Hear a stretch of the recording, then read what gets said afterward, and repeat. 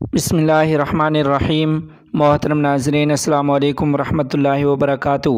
نہایت رنج و غم کے ساتھ آپ کو یہ اطلاع دی جا رہی ہے کہ عظیم دینی درسگاہ جامعہ اشرف المدارس گلستان جوہر کراچی کے شیخ الحدیث حضرت مولانا عبدالرشید رحمۃ اللہ علیہ اس دار فانی سے دار بقا کی طرف انتقال فرما گئے ہیں۔ انا للہ و انا الیہ راجعون۔ حضرت کافی عرصہ سے جگر کے عارضہ میں مبتلا تھے۔ جامع مسجد نور بلاک 1 گلشن اقبال کے امام اور خطیب بھی تھے اور عارف باللہ حضرت والا شاہ حکیم محمد اختر رحمۃ اللہ علیہ کے اجل خلفاء میں سے تھے۔ ہماری دعا ہے کہ اللہ تعالی حضرت کے درجات بلند فرمائے، لوائقین کو صبر جمیل عطا فرمائے۔ احباب اور اہل مدارس سے خصوصی دعاؤں کی درخواست ہے۔ حضرت مولانا شیخ الحدیث عبدالرشید رحمۃ اللہ علیہ کی نماز جنازہ آج بروز پیر 16 اکتوبر 2023 عیسوی بعد نماز ظہر جامع مسجد اشرف متصل جامعہ اشرف المدارس سندھ بلوچ سوسائٹی گلستان جوہر میں ادا کر دی گئی ہے۔ جمعیت علماء اسلام نے غزہ کے مظلوم فلسطینی بھائیوں کے لیے امدادی کیمپ کا اعلان کر دیا۔ تفصیلات کے مطابق جمعیت علماء اسلام کے سیکرٹری جنرل سینیٹر مولانا عبدالغفور حیدری دامت برکاتہم العالیہ نے صوبائی جماعتوں کے نام ویڈیو پیغام جاری کرتے ہوئے کہا ہے کہ تمام صوبائی جماعتیں آج سے ہی فلسطینی بھائیوں کے لیے چندہ مہم شروع کر دیں۔ انہوں نے کہا کہ ہم غزہ نہیں پہنچ سکتے تو اپنے مظلوم فلسطینی بھائیوں کی مالی امداد کریں۔ اس وقت غزہ میں غذائی قلت اور ادویات کی کمی کا سامنا ہے۔ ہم اپنے بھائیوں کے لیے ادویات اور خوراک کا انتظام کریں۔ تمام صوبائی جماعتیں اور اضلاع کی جماعتیں اس میں تاخیر نہ کریں۔ اسرائیل ایک غاصب ملک ہے جس نے بعض عالمی طاقتوں کی پشت پناہی سے غاصبانہ قبضہ کر رکھا ہے۔ تفصیلات کے مطابق جمعیت علماء ہند کے صدر حضرت مولانا سید ارشد مدنی صاحب دامت برکاتہم العالیہ نے کہا ہے کہ جمعیت علماء ہند بیت المقدس اور غزہ کے تحفظ کے لیے روز اول سے ہر ہونے والی جدوجہد کی حامی رہی ہے۔ وہ آج بھی فلسطین کے ساتھ کھڑی ہے اور اسرائیل ایک غاصب ملک ہے جس نے بعض عالمی طاقتوں کی پشت پناہی سے غاصبانہ قبضہ کر رکھا ہے اور ان کی شے پر اب اس سرزمین سے فلسطینی عوام کے وجود کو ختم کرنے کے درپے ہے۔ ساتھ ہی غزہ پر اسرائیلی فوج کی جارحیت، وحشیانہ حملوں اور مظالم کی شدید مذمت کرتے ہوئے مولانا ارشد مدنی صاحب دامت برکاتہم العالیہ نے کہا کہ یہ جنگ اسرائیل کے مستقل دہشت گردی کے منصوبوں کا حصہ ہے۔ جمعیت علماء ہند غزہ پر حملوں کو انسانی حقوق پر ہونے والا سنگین حملہ تصور کرتی ہے اور اس کی شدید مذمت کرتی ہے۔ افسوس کہ آج دنیا کے وہ ممالک بھی اس ظلم پر خاموش ہیں جو عالمی امن و اتحاد کے نقیب ہونے کا دعویٰ کرتے ہیں، اور انسانی حقوق کا مسلسل راگ الاپنے والے عالمی ادارے بھی چپ ہیں۔ ساتھ ہی انہوں نے تمام عالمی رہنماؤں سے غزہ میں جاری اندوہناک جنگ اور نہتی آبادیوں پر ہونے والے خطرناک بمباری کو فوری طور پر رکوانے کے لیے آگے آنے کی اپیل کی ہے۔ انہوں نے کہا کہ اقوام متحدہ کی سلامتی کونسل، ورلڈ مسلم لیگ اور دوسرے بااثر عالمی ادارے کسی تاخیر کے بغیر مداخلت کریں اور وہاں امن کے قیام کے لیے مثبت اور مؤثر کوششیں کریں۔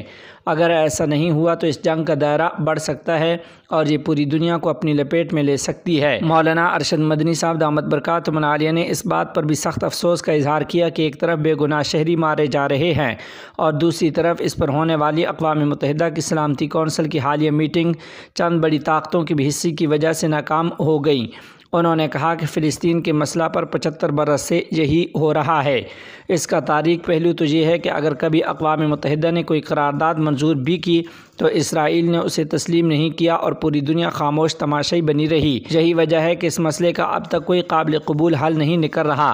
انہوں نے یہ بھی کہا کہ دنیا کی بعض بڑی طاقتیں اپنے اپنے مفاد کے پیش نظر مشرق وسطیٰ میں خطرناک کھیل کھیلتی آئی ہیں، جس کی وجہ سے فلسطین کے عوام مسلسل اسرائیل کے ناجائز تسلط اور اس کی ظلم و بربریت کا شکار ہیں۔ امن کی ہر کوشش کو بھی اسرائیل ناکام کرتا رہا ہے اور 75 برس سے اسرائیل انہی طاقتوں کے اشارے پر وہ نہ صرف اپنی آبادی کو پھیلا رہا ہے بلکہ ایک ایک کر کے فلسطین کے تمام علاقوں پر قابض ہوتا جا رہا ہے، یہاں تک کہ اردن، گولان پہاڑی وغیرہ پر قبضہ دنیا دیکھ رہی ہے۔ یعنی اہل وطن پر اپنی وطن میں زمین تنگ ہو چکی ہے۔ ایک مدت سے بچے، بوڑھوں اور عام شہریوں کو نشانہ بنا رہا ہے اور اسرائیل یہ کارروائیاں مسلسل کرتا آ رہا ہے۔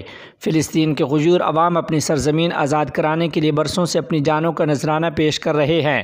بالآخر فطری رد عمل کے طور پر فلسطینیوں نے انتہائی جرأت و ہمت کا مظاہرہ کیا۔ تنگ آمد بجنگ آمد اور ظالم اسرائیل پر ایسا جوابی حملہ کیا جس کا اسرائیل تصور بھی نہیں کر سکتا تھا۔ جمعیت علماء ہند اس کو فطری رد عمل مانتی ہے اور اسرائیل کی مسلسل جارحیت کو اس کا ذمہ دار قرار دیتی ہے۔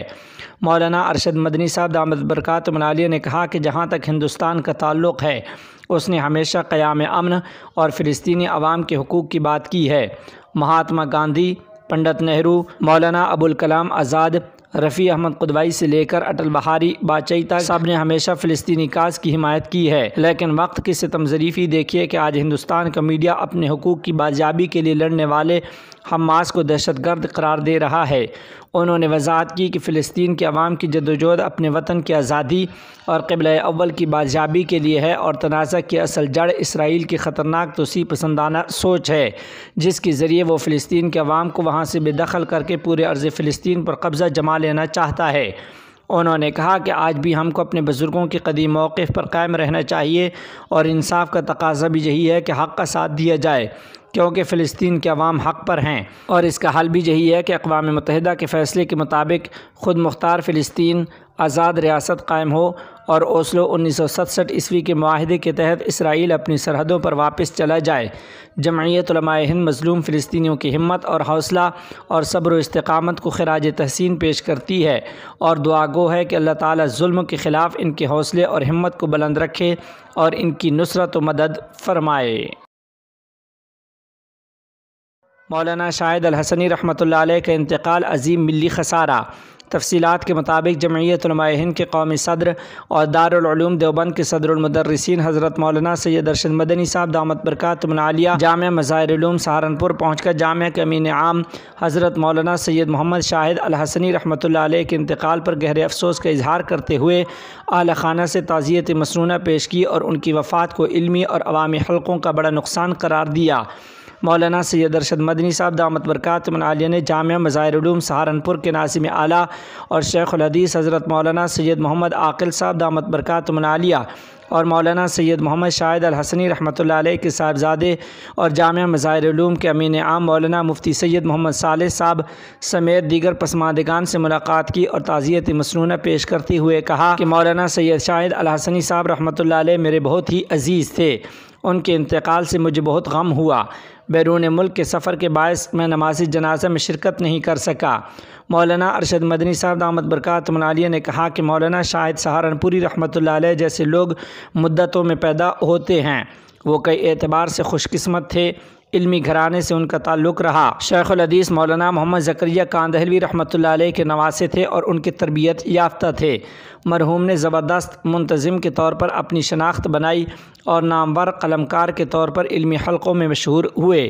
انہیں علمی اور عوامی حلقوں میں یکساں مقبولیت حاصل تھی۔ مرحوم جتنے بڑے علم اور قلم کے مالک تھے، اخلاق اور کردار میں بھی وہ اتنے ہی بڑے تھے۔ بے پناہ صلاحیتوں کے مالک، بہت ملنسار، خوش اخلاق اور حوصلہ مند شخص تھے۔ ان کا انتقال یقینی طور پر بڑا علمی خسارہ ہے۔ اللہ تعالیٰ غریق رحمت فرمائے اور ان کی تمام خدمات کو شرف قبولیت عطا فرما کر ان کے درجات بلند فرمائے، پسماندگان کو صبر جمیل عطا فرمائے اور ان کی علمی وراثت کے حقیقی امین بنائے۔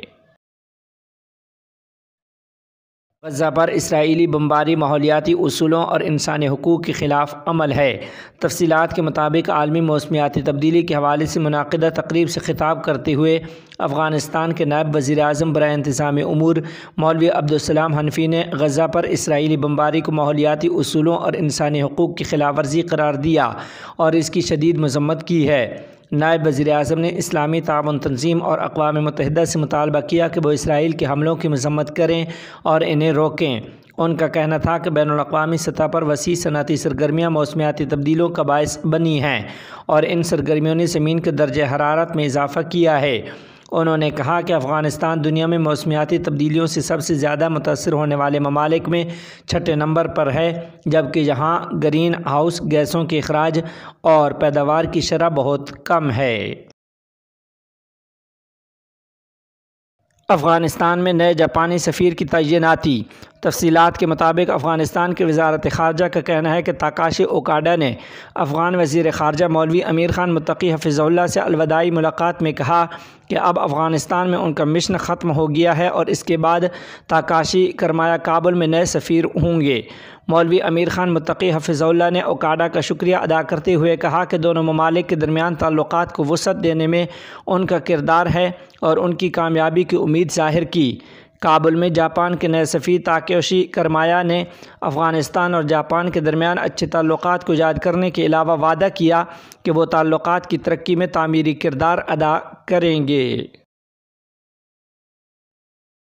اسرائیل مسلمانوں کو اجتماعی سزا دینا بند کرے۔ تفصیلات کے مطابق چین نے کہا ہے کہ اسرائیل اپنے دفاع کے دائرہ کار سے باہر ہو کر غزہ کے شہریوں کو اجتماعی سزا دے رہا ہے۔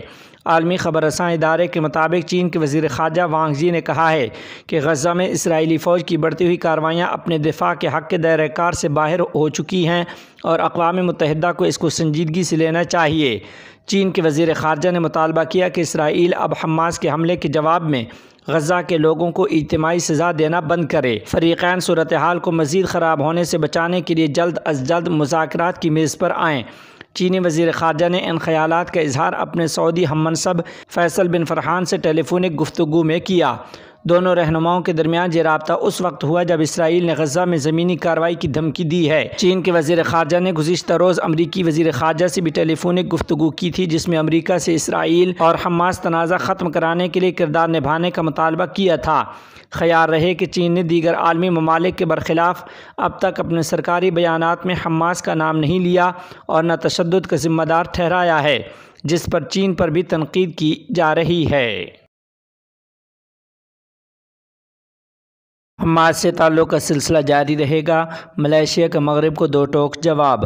تفصیلات کے مطابق ملائیشیا وزیر اعظم انور ابراہیم نے پیر کو جاری بیان میں کہا ہے کہ ملائیشیا فلسطینی گروپ حماس کی مذمت کے لیے مغربی دباؤ سے اتفاق نہیں کرتا، حماس سے پہلے سے تعلق رکھتے ہیں اور یہ سلسلہ اب بھی جاری رہے گا۔ رپورٹ کے مطابق وزیر اعظم انور ابراہیم نے کہا کہ مغربی اور یورپی ممالک نے ملائیشیا سے بارہا ملاقاتوں میں حماس کی مذمت کرنے کو کہا ہے، تاہم انہوں نے مذمت کرنے سے انکار کر دیا۔ ملائیشین وزیر اعظم نے پارلیمنٹ کو بتایا کہ میں نے کہا کہ ہم ایک پالیسی کے طور پر حماس کے ساتھ پہلے سے تعلق رکھتے ہیں اور یہ سلسلہ اب بھی جاری رہے گا۔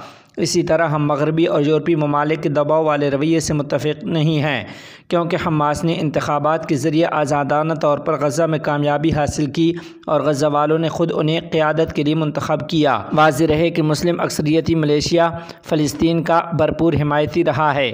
اسرائیل اور فلسطینیوں کے درمیان تنازع کے دوران فلسطینی ریاست حل کی وکالت کرتا رہا ہے، تاہم اسرائیل کے ساتھ ملائیشیا کے سفارتی تعلقات نہیں ہیں۔